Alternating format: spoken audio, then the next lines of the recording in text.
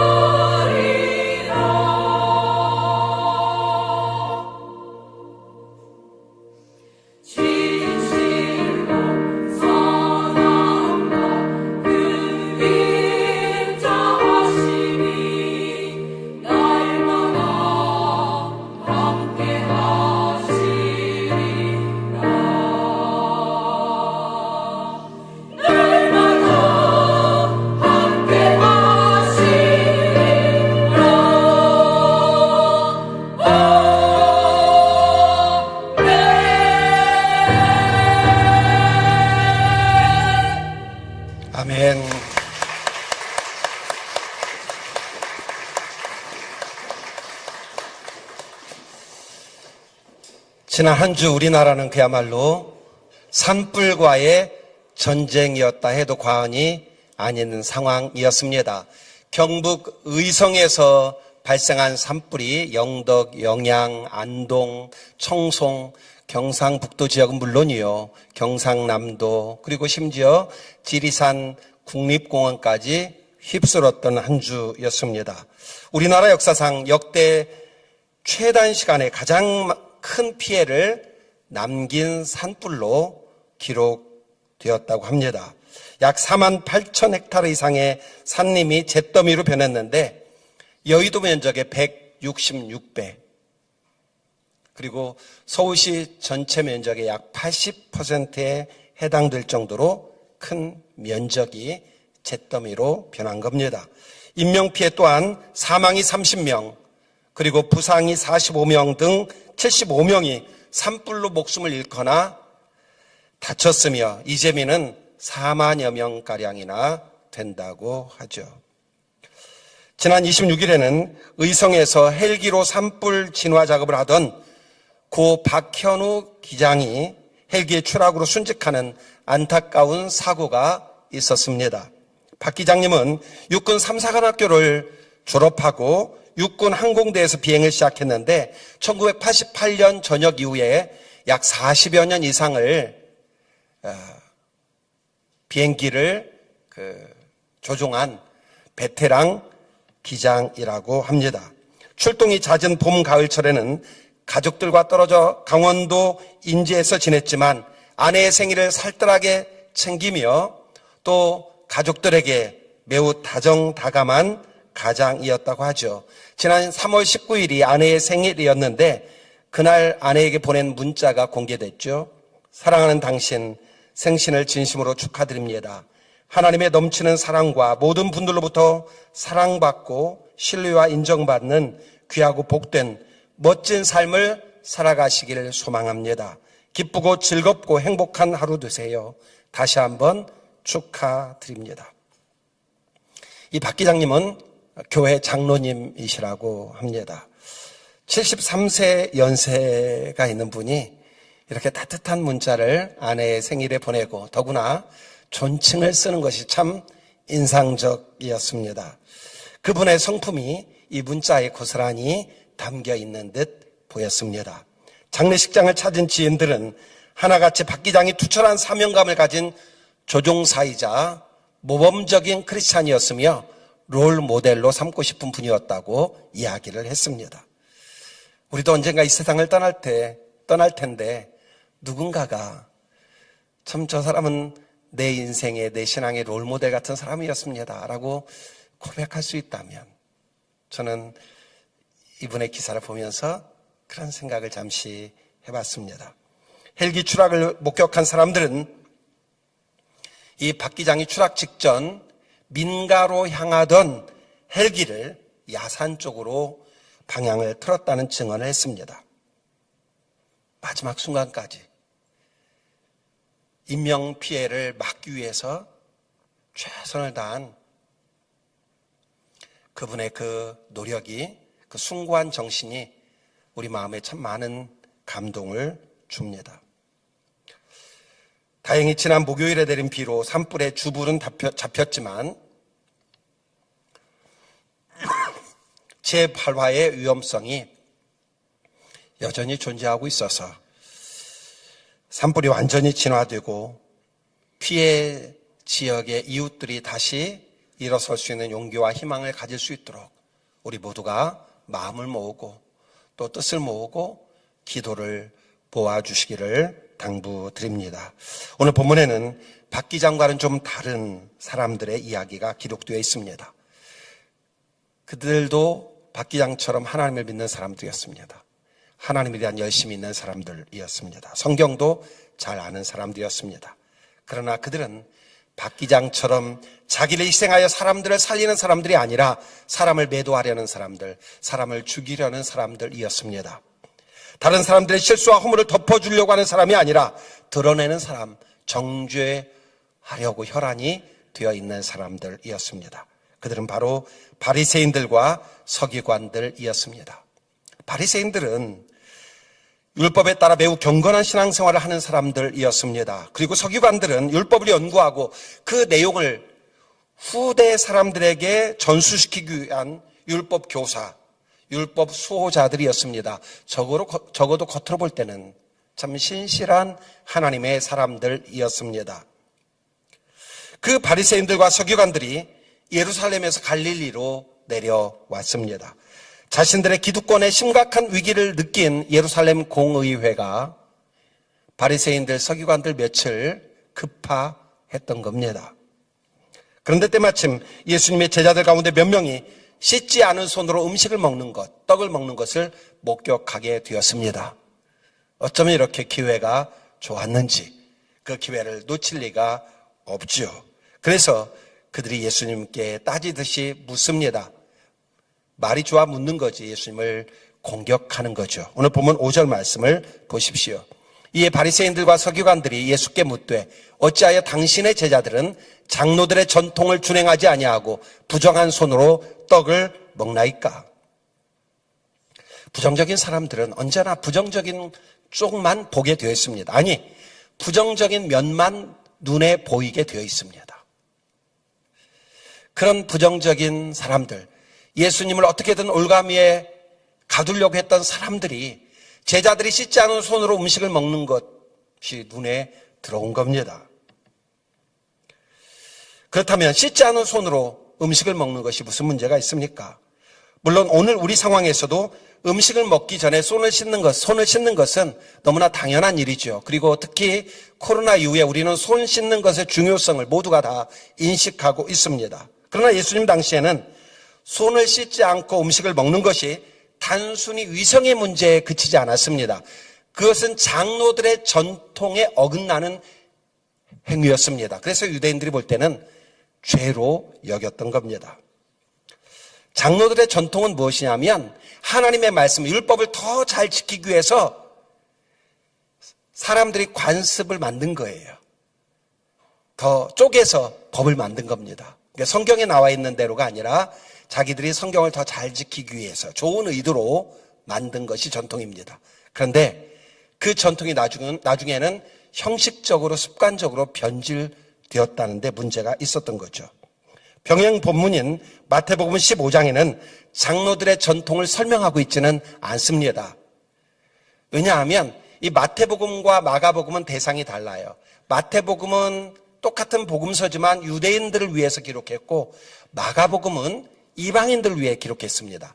그래서 마태는 유대인들이 다 잘 알고 있는 장로들의 전통을 또다시 설명할 필요가 없었습니다. 그러나 마가는 이방인들을 대상으로 복음서를 기록했기 때문에 유대인들이 가지고 있는 장로들의 전통을 이방인들은 모르지 않아요. 그래서 오늘 본문 3절과 4절에서 괄호로 묶어서 장로들의 전통이 무엇이었는지를 설명하고 있습니다. 본문 3절과 4절을 보십시오. 바리새인들과 모든 유대인들은 장로들의 전통을 지키어 손을 잘 씻지 않고서는 음식을 먹지 아니하며 또 시장에서 돌아와서도 물을 뿌리지 않고서는, 목욕하지 않고서는 이런 뜻입니다. 먹지 아니하며 그 외에도 여러 가지를 지켜오는 것이 있으니 잔과 주발, 물주전자를 말합니다. 놋그릇을 씻음이러라.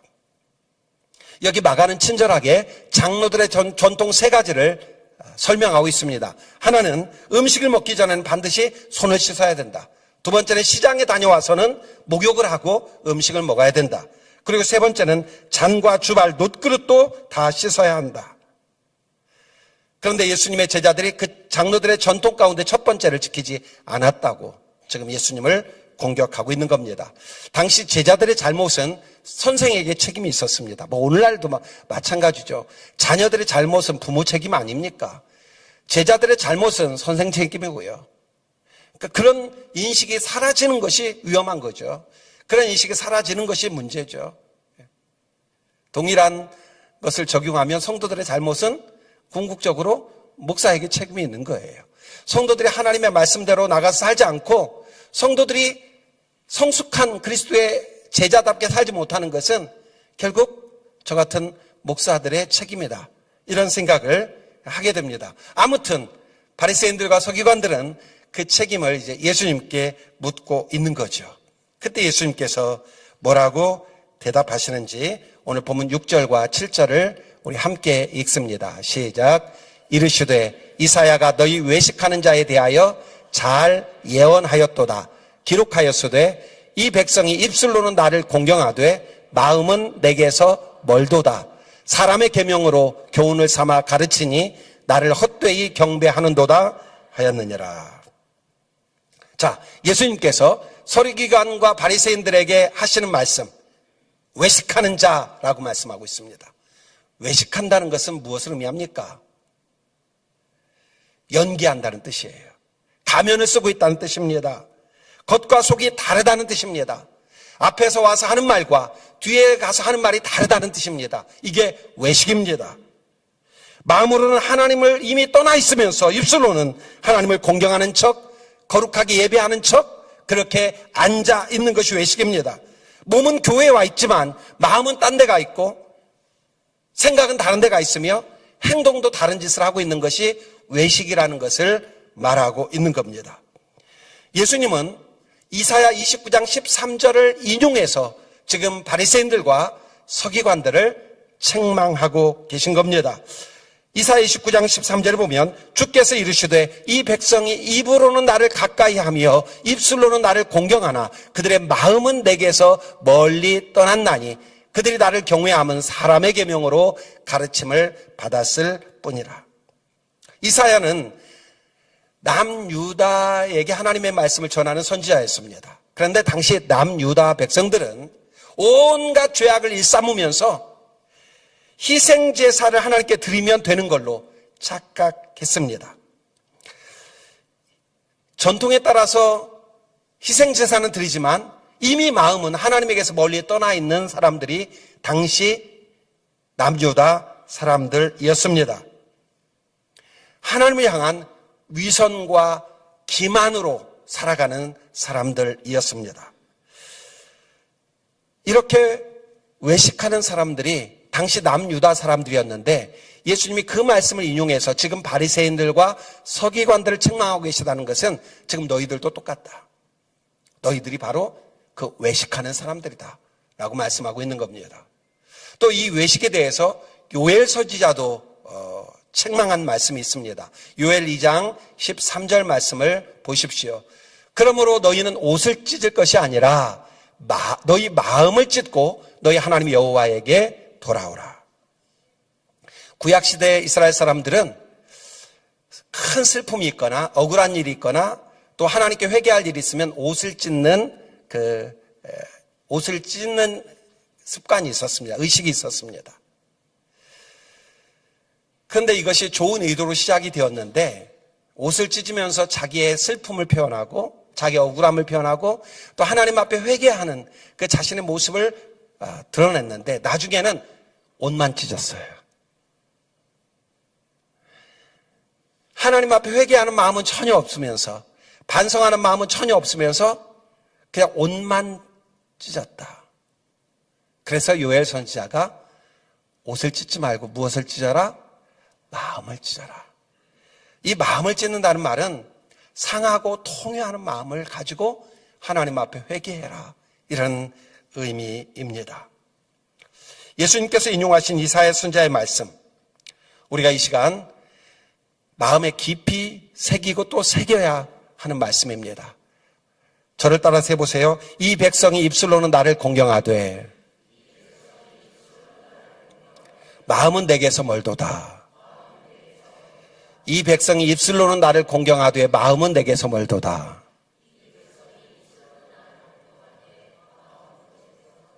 예. 좀 어려운가요?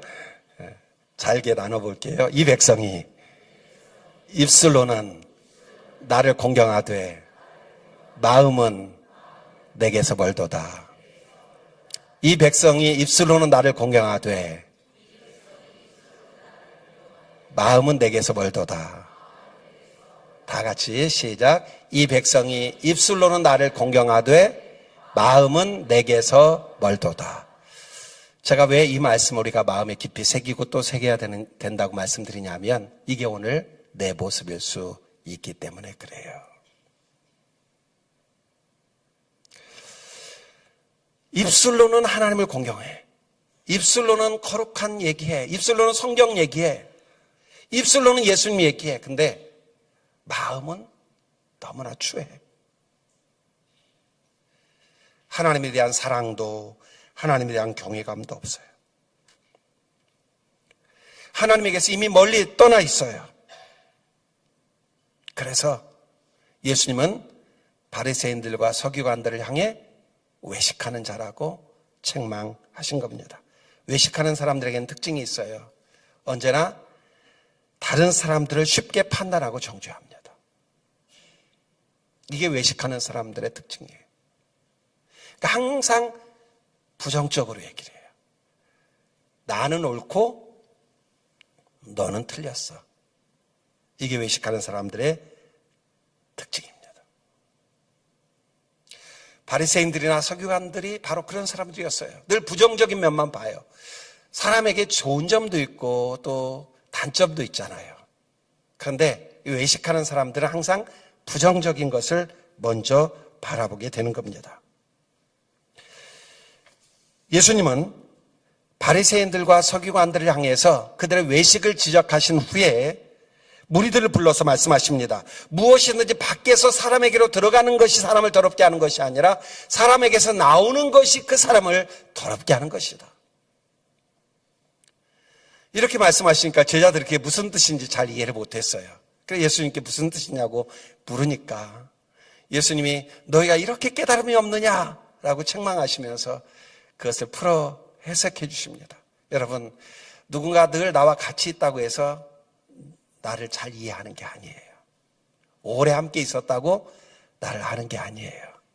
오히려 그 사람이 내 가슴에 비수를 꽂거나 오히려 등을 돌리는 경우들도 있습니다. 예수님의 제자들도 보세요.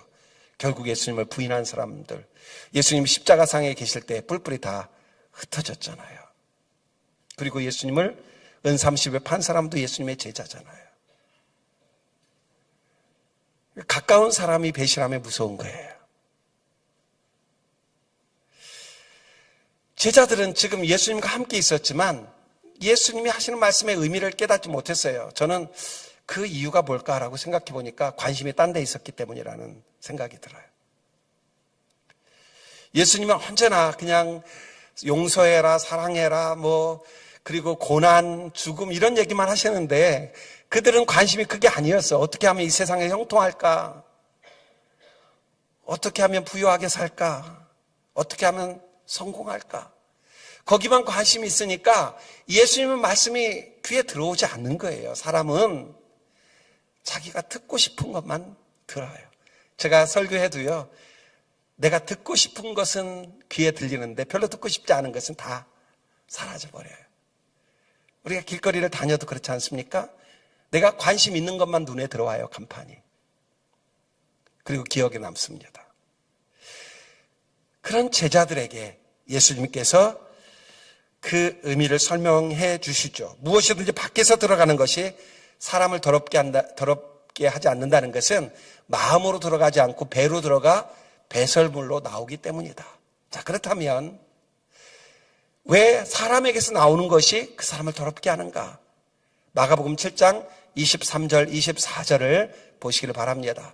속에서, 곧 사람의 마음에서 나오는 것은 악한 생각, 곧 음란과 도둑질과 살인과 간음과 탐욕과 악독과 속임과 음탕과 질투와 비방과 교만과 우매함이니 이 모든 악한 것이 다 속에서 나와서 사람을 더럽게 하느니라. 씻지 않은 손으로 음식을 먹은 것이 사람을 더럽게 하는 게 아닙니다. 술, 담배 한다고 사람을 더럽게 하는 게 아니에요. 우리 그리스도인들 가운데 어떤 사람들이 참 안타까우냐면 비본질적인 것에 막 그걸 가지고 정죄하고 비판하면서 자기는 마음이 더러운데, 여러분 생각해 보세요. 씻지 않은 손으로 음식을 먹는 제자들이 더 더럽습니까? 그런 제자들을 보면서 비난하고 정죄하는 바리새인들, 서기관들이 더 더럽습니까? 술이나 담배는 신앙의 본질이 아니에요. 술, 담배로 인해서 구원을 받고 못 받고의 문제가 아니라는 거예요. 술, 담배는 건강의 문제로 또 덕의 문제로 이해하시면 돼요. 건강을 위해서 금연해야죠. 또 절주하고 금주하는 게 좋죠. 그러나 그것이 우리 신앙에서 비난받을 문제가 되지는 않습니다. 그렇다고 해서 술, 담배 하는 분들이 해도 괜찮구나 이렇게 생각하고 마음껏 하지는 마세요. 말씀드린 것처럼 해롭잖아요. 몸에 해롭고 또 신앙생활에서도 뭔가 이렇게 좀 덕이 되지는 않습니다. 다만 그걸 가지고 비난하는 사람들은 저는 더 더럽고 더 추할 가능성이 많다. 그런 생각을 합니다. 정말로 우리를 더럽게 하는 것은 남을 정죄하고 비난하고 판단하는 우리의 마음에 있는 거예요. 음란, 도둑질, 살인, 간음, 탐욕, 악독, 속임, 음탕, 질투, 비방, 교만, 우매함. 12가지 우리의 마음속에 나오는 것들을 예수님이 말씀하고 계세요. 이것이 우리를 더럽게 한다. 그래서 예레미야 선지자는 이런 말씀을 했죠. 만물보다 거짓되고 심히 부패한 것은 무엇이라? 마음이라. 여러분 어떠세요? 여러분의 마음은 혹시 더럽고 추하게 부패되어 있지는 않습니까? 경건한 척, 거룩한 척 우리는 예배를 드립니다. 그리고 저는 그런 모습으로 예배를 인도하고 설교를 합니다. 근데 우리 마음은 어떠냐는 거예요. 우리가 세상에 살면서 지키기 어려운 것들이 참 많이 있습니다. 그런데 저는 개인적으로 가장 지키기 어려운 것이 있다면 그것이 마음이 아닐까 그런 생각을 해봅니다. 여러분을 목회하는 것보다 더 어려운 것이 제 마음을 목회하는 것, 제 마음을 다스리는 것. 사탄이 가장 공격하는 것, 제 마음. 그래서 잠언 16장 32절에서는 이렇게 말씀하고 있습니다. 노하기를 더디하는 자는 용사보다 낫고 자기의 마음을 어떻게 하는 사람? 다스리는 사람. 다스리는 자는 성을 빼앗는 자보다 나으니라. 노하기를 더디한다, 마음을 다스린다 같은 뜻이에요. 어떤 사람이 대단한 사람인가? 자기 마음을 다스리는 사람이에요. 용맹한 군인보다 낫고 성을 정복하는 장수보다 낫다. 그래서 지켜야 할 가장 중요한 것 바로 마음이라고 잠언 4장 23절은 말씀하고 있습니다. 모든 지킬 만한 것 중에 더욱 내 마음을 지키라. 생명의 근원이 이에서 남이니라. 그런데 문제는 마음을 지키는 것이 참 어렵다는 데 있습니다. 조금만 무슨 어려운 일이 있으면 내 마음에 근심이 가득합니다. 조금만 누가 내게 상처를 주면 그 사람에 대한 미움이 가득합니다. 또 나보다 잘 나가는 사람 보면 시기하고 질투하는 마음이 나도 모르게 들어옵니다. 우리 마음을 다스리는 것이 얼마나 어려운 일인지 몰라요. 고든 맥도날드가 쓴 내면 세계의 질서와 영적 성장이라는 책이 있습니다. 우리 제자반 필독서 가운데 하나인데요. 이 고든 맥도날드는 이 책에서 사람의 마음을 정원에 비유했어요. 어떤 정원은 사람들이 가서 쉴 수 있는 너무나 아름답고 잘 가꿔진 정원이 있는 반면에 어떤 정원은 그냥 폐허처럼 황폐하게 되어 있는 아무도 가꾸지 않은 잡초만 무성한 그런 정원이 있잖아요.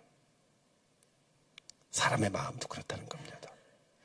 어떤 사람의 마음은 하나님 보시기에 너무나 아름답고 깨끗하고 정갈하고 잘 가꿔진 마음이 있어요. 우리는 보이지 않죠. 그 사람의 마음이. 하나님이 보실 때. 근데 어떤 사람은 그 마음이 너무나 더럽고 너무나 추하고 잡초만 무성하고 쓰레기 더미가 가득하고 그래서 누구도 그 마음에 가서 안식할 수 없고 하나님도 임재할 수 없는 그런 마음이 있을 수 있다라고 하는 거죠. 사랑하는 동역자 여러분, 우리 하나님은 늘 말씀드리지만 우리의 외모에 관심이 있지 않으세요. 우리가 어떤 옷을 입었나, 어떤 명품 옷을 입었나, 어떤 명품 가방을 가졌나, 어떤 차를 타고 있나, 어떤 스펙을 가지고 있나, 세상에서 어떤 지위인가, 연봉은 얼마나 높은가, 우리 하나님의 관심사는 그게 아닙니다. 심지어 우리 하나님은 지금 내가 온라인으로 예배드리고 있는가, 대면으로 교회 왔는가, 그것도 하나님의 관심사가 아닙니다. 지금 예배드릴 때 내 마음이 어떤 마음인가, 우리 하나님이 중요하게 보시는 것은 바로 그것입니다. 요즘 구역별 신방 중이잖아요. 신방 받으실 때 여러분이 써내야 되는 게 있어요. 아직 신방 받지 않으신 분들. 감사 제목, 기도 제목, 태신자 명단, 이 세 가지를 써내는데, 저는 여러분들이 써놓은 그 감사 제목을 볼 때마다 가슴이 참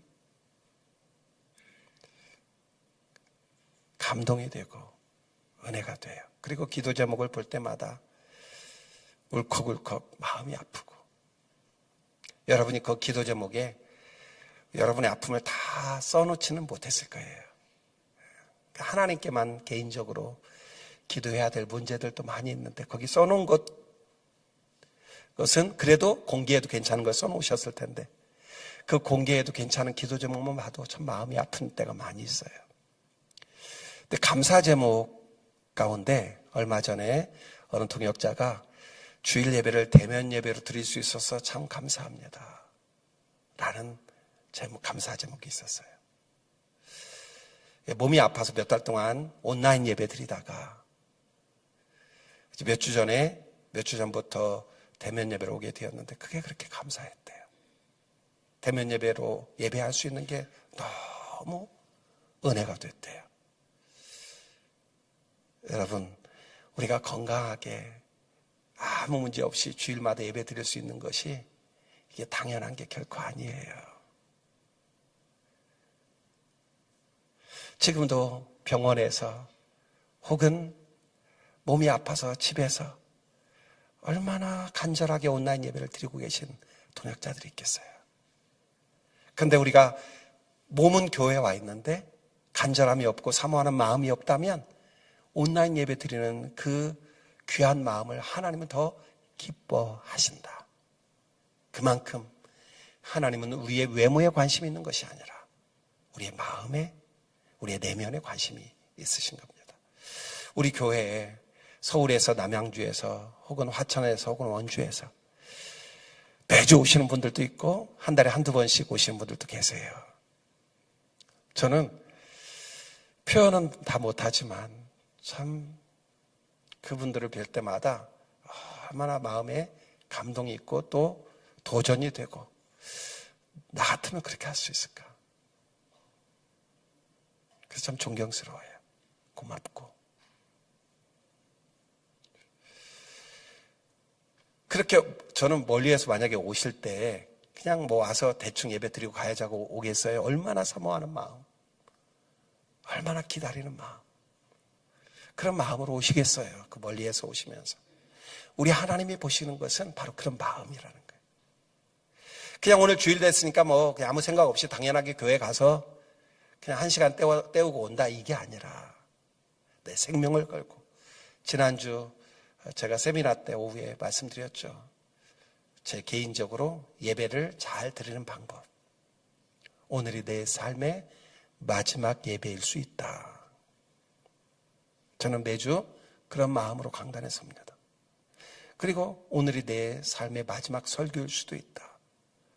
우리 삶은 아무도 알지 못하잖아요. 여러분 가운데 오늘 제 설교를 마지막 듣는 분도 계실 수 있고 제가 여러분에게 마지막 하는 설교일 수도 있다. 그런 마음으로 예배를 드리면 어떻게 예배 1시간을 때울 수 있겠어요? 어떻게 설교 1시간을 그냥 대충 때우면서 할 수 있겠습니까? 지금 여러분의 몸은 이 자리에 와 있습니다. 우리 모두 경건한 얼굴로 예배합니다. 저는요, 제가 예배를 인도하거나 설교하거나 찬양할 때 막 제 스스로 이렇게 좀 자기 자신에게 막 혐오감이 생길 때가 있어요. 그게 언제냐면 경건한 척, 거룩한 척 그런 표정을 하면서 예배를 인도하고 찬송을 하고 설교를 하면서 제 속이 그러지 못할 때, 그때 하나님은 날 보고 뭐라고 하실까? 그런 생각이 듭니다. 지금 여러분 마음은 어떠세요? 이 자리에서 예배하고 있는데 어떤 마음이세요? 다 예배에 집중하고 계시잖아요. 저를 바라보고 계시잖아요. 근데 마음은 어디 가 계세요? 자, 문제는 우리가 이 마음을 지키는 게 너무 어렵다는 거예요. 근데 시편 51편 10절을 통해서 우리는 그 방법을 하나 배울 수 있습니다. 함께 말씀을 읽습니다. 시작. 하나님이여 내 속에 정한 마음을 창조하시고 내 안에 정직한 영을 새롭게 하소서. 아멘. 다윗이 죄를 범한 후에 나단 선지자를 통해 책망을 받았잖아요. 그리고 하나님께 드린 기도예요. 내 속에 무엇을 창조하시고 정한 마음, 정결한 마음. 다윗이 기도한 것은 마음이었어요. 내 더러워진 마음을 다시 정결하게 해 주옵소서. 그리고 정직한 영을 새롭게 해 주옵소서. 이것도 정한 마음의 또 다른 표현입니다. 우리도 오늘 다윗처럼 기도할 수 있어야 합니다. 주님, 제 속에 정결한 마음을 주옵소서. 제 속에 겸손하고 순수한 마음을 주옵소서. 사모하는 마음, 깨끗한 마음을 주옵소서. 무엇보다도 제 마음이 예수님 마음을 담게 하여 주옵소서. 이 백성이 입술로는 나를 공경하되 마음은 내게서 멀도다. 다시는 하나님께서 그렇게 탄식하지 않도록 우리의 마음을 잘 지킬 수 있어야 됩니다. 사랑하는 동역자 여러분, 우리의 마음이 겸손하고 순수하고 진실하기를 축복합니다. 더욱더 지금보다 깨끗해진 마음을 갖게 되기를 축복합니다. 주님 앞에 나올 때마다 사모하는 마음, 하나님을 경외하는 마음 가지고 예수님 닮은 마음으로 예배하는 동역자 여러분 되시기를 주님의 이름으로 축원합니다. 우리 이 시간 함께 찬양하겠습니다. 주님 마음 내게 주소서라는 제목의 찬양입니다. 주님 마음 내게 주소서. 우리 기도하는 마음 가지고 같이 찬양 드리겠습니다. 보소서 주님 나의 마음을 선한 것 하나 없습니다. 그러나 내 모든 것 주께 드립니다. 사랑으로 안으시고 날 새롭게 하소서. 보소서 주님 나의 마음을 선한 것 하나 없습니다. 그러나 내 모든 것 주께 드립니다. 사랑으로 안으시고 날 새롭게 주님 마음 내게 주소서. 주님 마음 내게 주소서. 내 아버지 주님 마음 내게 주소서. 나를 향하신 주님의 뜻이 이루어지도록 주님 마음 내게 사랑을 가르치소서. 내게 사랑을 가르치소서. 당신의 마음으로 용서하게 하소서. 주의 성령 내게 채우사 주의 길 가게 하소서. 주님 당신 마음 주소서. 주의 성령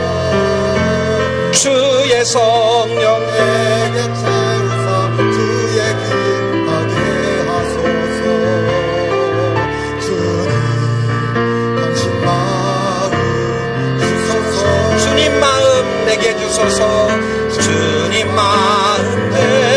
주소서. 내 아버지 주님 마음 내게 주소서. 나를 향하신 주님의 뜻이 이루어지도록 주님 마음 내게 주소. 주님 마음 내게 주소서. 주님 마음 내게 주소서. 기도합니다. 대면으로 주일 예배를 올 수 있어서 너무 감사합니다. 동역자의 감사 제목을 보면서 주님이 이 마음을 얼마나 기뻐하실까 라는 생각을 했습니다. 그리고 20여 년 전 저희 어머님이 70대 중반을 넘어서면서 저에게 전화했던 기억이 생각났습니다. 새벽기도 못 가는 게 너무 힘들어. 새벽기도 가고 싶은데 새벽기도 못 가는 게 너무 고통스러워. 저는 사실 어머님의 말씀이 잘 이해가 되지 않았어요. 왜냐하면 20여 년 전에 저는 새벽기도 가는 게 굉장히 힘들었거든요. 목사는 새벽기도 가는 걸 힘들어하는데 권사이신 어머님은 새벽기도 못 가서 그게 힘들다고 얘기하시는 게 저에게 얼마나 큰 도전이 되었는지 모릅니다. 제가 어머니께 말씀드렸습니다. 어머님, 지금 새벽기도 못 가시지만 주일 예배는 가실 수 있잖아요. 언젠가 어머니 몸이 더 약해지시면 주일 예배도 못 가실 날이 올 텐데 지금 힘드시지만 주일 예배 가는 것만으로도 어머님 그거 위로 삼으시고 그렇게 지내세요 라고 말씀드렸던 기억이 있습니다. 그러시던 어머님이 90 넘으시면서부터 주일날도 교회에 가시기 어려워지셨고 그리고 작년에 하나님의 부르심을 받으셨죠. 예, 여러분, 우리가 주일날 교회 와서 예배할 수 있는 게 얼마나 큰 은혜입니까? 그런데도 우리는 형식적으로 습관적으로 그냥 와서 예배 드리고 돌아갈 때도 많이 있지 않습니까?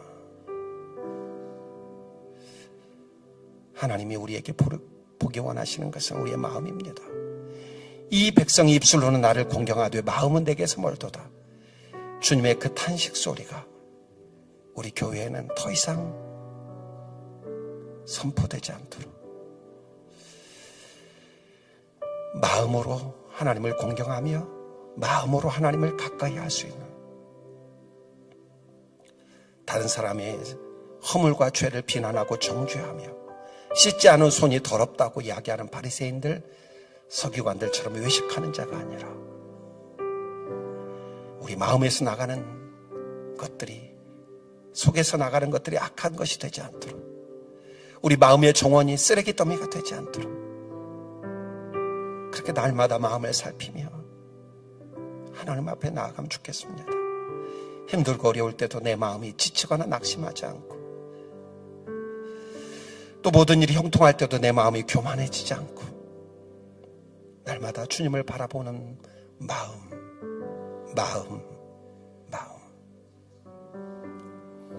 하나님 아버지, 우리를 불쌍히 여겨 주옵소서. 우리 마음 한 자락도 우리가 다스리기 어렵습니다. 다윗이 하나님 앞에 통해 자복하며 상한 심령으로 기도했던 것처럼 우리의 속에 정한 마음을 창조하시고 정직한 영을 새롭게 하여 주옵소서. 동역자들을 혹은 다른 사람들을 바라보면서 정죄하고 비난하는 바리새인들, 서기관들처럼 외식하지 않게 하여 주시고, 언제나 우리의 마음을 잘 지키기 위해서 누군가를 미워하고 누군가를 시기하고 질투하며 또 낙담하고 좌절하는 마음이 나를 지배하지 못하도록 하나님, 오늘도 우리 마음 가운데 함께하여 주옵소서. 온 마음과 정성 모아 예배하며 귀한 예물을 주님께 봉헌합니다. 주일헌금, 감사헌금 11조, 기타 여러 가지 제목으로 드리는 예물을 주께서 받아주시고, 마음은 간절하지만 형편과 처지가 어려워 안타까운 마음으로 예배하는 동역자들, 물질로 인해 시험들과는 위축되지 않도록 주님 도와주옵소서. 특별히 우리나라와 민족을 위해 기도합니다. 탄핵 정국이 장기화되면서 많은 국민들의 피로감이 커지고 지쳐가고 있습니다. 또 산불로 인해서 고통받는 우리의 이웃들이 있습니다. 주여, 우리 민족을 불쌍히 여겨 주옵소서. 우리 민족이 다시 일어설 수 있게 하여 주옵소서. 산불이 완전히 진화되어 더 이상의 피해가 발생하지 않도록 주님 인도하여 주옵소서. 투병 중인 동역자들, 어르신들, 부모님들, 지금 이 순간에도 대면 예배를 간절히 소망하지만 그럴 수 없는 환경과 육체로 인해 우리 대면 예배 드리는 사람들보다 더 간절하고 사모하는 마음으로 온라인 예배 드리는 동역자들, 하나님께서 치유하시고 회복시켜 주옵소서. 사랑하는 다음 세대들, 하나님의 은혜 안에서 건강하게 지혜롭게 행복하게 잘 자랄 수 있도록 인도하여 주옵소서. 예수님의 이름으로 기도합니다. 아멘.